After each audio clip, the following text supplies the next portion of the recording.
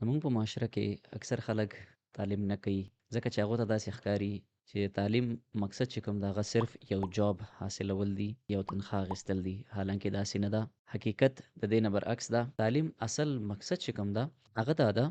چې په انسان کې یو څو صلاحیتونه راسي په هغه کې اویرنس راسي هغه سره پرابلم سالوینګ سکلز راسي هغه کې ډیسپلین راسي تاسو به وګورئ خپل سوسایټي کې خپل معاشره کې مونږ چې وګورو دا خبرم یو حقیقت ده چې اکثر خلک تعلیم هم کوي هغه باوجود هغه ښه جاب ښه روزګار نشي پیدا کولی او دا یو ډیره غټه وجه ده مونږ په سوسایټي کې خلک تعلیم لوري ته ډیره توجه نه ورکوي که دنیاوي تعلیم وي که دینی تعلیم وي د هغه مقاصد څه دي ډیسپلین راوستل دي تاسو زندگی کې یو نظم و ضبط حلال حرام وپیژني د سوچ سمج صلاحیتونه وپیژني ایجوکیشن از ناٹ ایکوال ټو